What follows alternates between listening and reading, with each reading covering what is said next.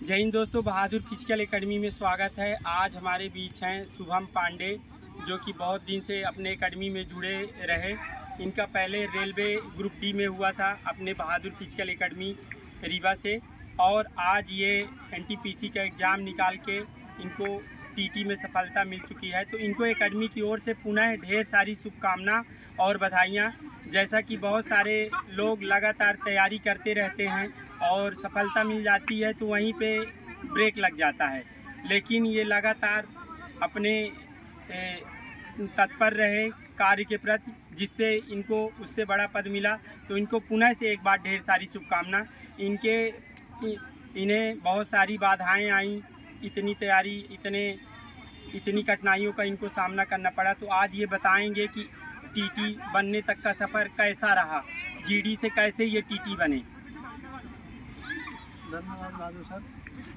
मैं यहाँ पे 2017 से पहले ग्रुप डी की तैयारी कर रहा हूँ। ग्रुप डी की तो नहीं कर रहा था, पहले मैं सब इंस्पेक्टर की तैयारी करता था, जिसमें कंपटीशन पेपर के लिए कोई ऐसी ज़्यादा दिक्कत नहीं थी। उसकी तैयारी मैं खुद से ही कर रहा था, कुछ कोचिंग में भी जाता था। उस समय बहादुर सर का क्लासेस नहीं चलती थी, फिजिकल एकेडमी चलती थी। फिर मेरा परिचय बहादुर सर से हुआ।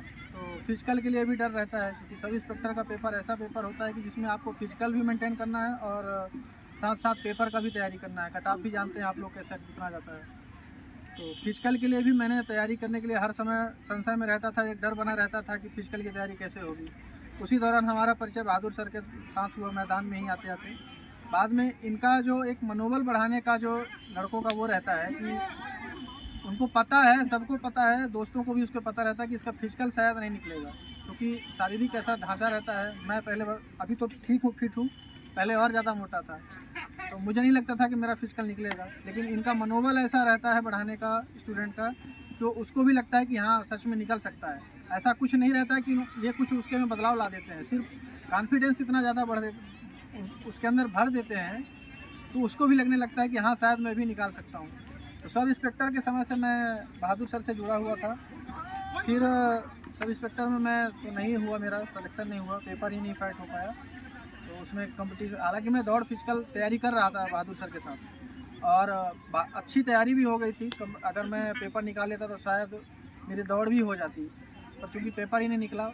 2018 में जब ग्रुप डी की आई थी रेलवे की, उस टाइम पे मैंने फॉर्म भरा और मेरा फिजिकल फिर डाउन हो गया था, क्योंकि 1-2 साल की उस समय ब्रेक हो गया था और मैं तैयारी बिल्कुल नहीं कर रहा था फिजिकल की। फिजिकल फिर से कमज़ोर हो गया, लेकिन बहादुर सर से फिर जुड़ा और तकरीबन मुश्किल से 1 महीने के अंदर इन्होंने पूरी फिजिकल की तैयारी करवाई। साथ ही साथ उसी समय उनकी शैक्षणिक संस्था भी शुरू हो गई थी, जो रवि सर और 1-2 सर और जुड़े हैं उससे, वो लोग पढ़ाते भी हैं, उनसे भी मैं जुड़ा रहा। कुल मिला के ये है कि जो फिजिकल की तैयारी है मैं बहादुर सर के द्वारा ही पूरी कर पाया हूँ। तकरीबन 1 महीने में ही मेरी तैयारी अच्छी करवा दिए थे और पूरा कॉन्फिडेंस भर दिए थे कि हो ही जाएगा। सबसे मेन होता है, देखिए गाइडलाइन जो होती है वो होता है कि आपको जो समझाने वाला, जिसको आप मान रहे हैं कि हमको आगे तक ले जाएगा, वो आपका मनोबल इतना बढ़ा दे कि आप अगर थोड़ा बहुत वीक भी हैं, बॉर्डर लाइन पे हैं, तो उसको क्रॉस कर जाएं। आपको पहले से ही अगर ये घबराहट है कि हम फेल हो सकते हैं, तो हो सकता है कि आप पास होने के उसमें हों, लेकिन आप फिर भी आपका अंदर से ऐसा बात निकल रही कि मैं फेल हो सकता हूँ, फेल हो सकता हूँ, तो वहाँ जाके निश्चित है कि आप फेल हो ही जाएंगे, क्योंकि आपका मनोबल ही नहीं है वो वाला।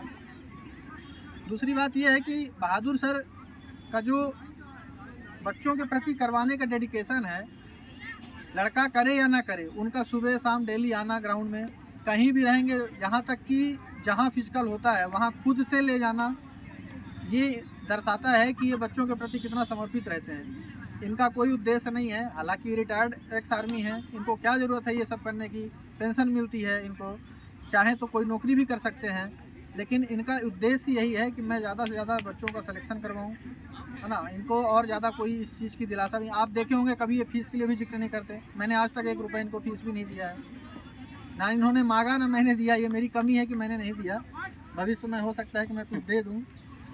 तो मैं जब से जानने लगा हूँ, मेरे नज़र में कम से कम ऐसे 20 से 25 मेरे दोस्त होंगे जो इनके माध्यम से सेलेक्ट हुए हैं फिजिकल में। मैं आप लोगों से यही सब कहना चाहता हूँ कि आप जिसको भी अपना गुरु माने, गुरु का मतलब ये नहीं होता है कि उसका डेली पूजा करें, गुरु का मतलब है कि जो आपको गाइड कर रहा है उसके प्रति आप समर्पित रहें। वो जो बोले, अगर वो बोल रहा है कि आप बैठो तो आपको ये नहीं मन में आना चाहिए कि यार हमको तो ये बैठा रहे हैं, ग्राउंड में ला के बैठाने का मतलब क्या है।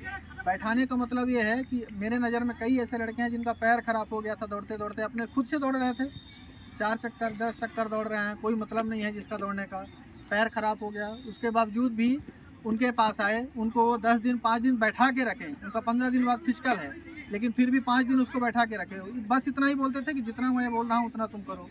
5 दिन तक बैठा के रखे, पैर उसका सही हुआ, 1 चक्कर 2 चक्कर 3 चक्कर। इसके बाद जब जिस दिन फिजिकल होता था उसके एक दिन पहले रिलैक्स दिलवा देना। कुल मिला के है कि इनको इतना अनुभव है इस चीज़ का कि वो जानते हैं कि बच्चों का कैसे फिजिकल निकलना है, कैसे मुझे उनको प्रैक्टिस करवाना है, दोनों का इनको बढ़िया अंदाज़ा है, अनुभव है। तो मैं आप लोगों से यही गुजारिश करूंगा कि आप ज़्यादा से ज़्यादा इनकी बातों को मानें, स्वीकार करें। और अगर आप इनके सानिध्य में काम कर रहे हैं या दौड़ रहे हैं, जो भी कर रहे हैं, पढ़ाई भी कर रहे हैं, आप चूँकि इनकी संस्था भी है शैक्षणिक, तो उसमें भी अगर आप जा रहे हैं तो पूरी तरह से समर्पित होकर पढ़ें। ये बिल्कुल भी संशय नहीं होना चाहिए कि होगा या नहीं होगा। गाइडलाइंस टीचर ही दे सकता है और फिजिकल ट्रेनर जो है वो आपको गाइडलाइन ही दे सकता है। आपकी जो इफ़िशियंसी है वो तो है ही, लेकिन जो बहादुर सर का एक करवाने का जो नज़रिया है या कुछ भी बोलिए, मैं उस चीज़ को अभी व्यक्त नहीं कर पा रहा हूँ यहाँ पे, लेकिन जो एक करवाने का इनका तरीका है वो बहुत बेस्ट है, मेरे हिसाब से तो बहुत बेस्ट है। मैं जितने मेरे दोस्त हैं, लगभग 20 से 25 दोस्त ऐसे हैं जो कोई सब इंस्पेक्टर में हुआ है, कोई आरपीएफ में हुआ है, कोई आरपीएफ सब इंस्पेक्टर में भी हुआ है, और एसएससी जीडी और आर्मी का तो पता नहीं है, तो कितने लड़के हर साल इनके साथ सेलेक्ट होते हैं। तो मैं आपके लिए अग्रिम शुभकामनाएं देता हूं कि आपकी ऐसी ही कोचिंग बढ़ती रहे। और मुझे यहाँ पर आपको बुलाने के लिए बहुत बहुत धन्यवाद। मैं आपके सम्मान में ज़्यादा कुछ नहीं बोल सकता, बस यही बोल सकता हूँ कि जो आप काम कर रहे हैं बहुत अच्छा कर रहे हैं।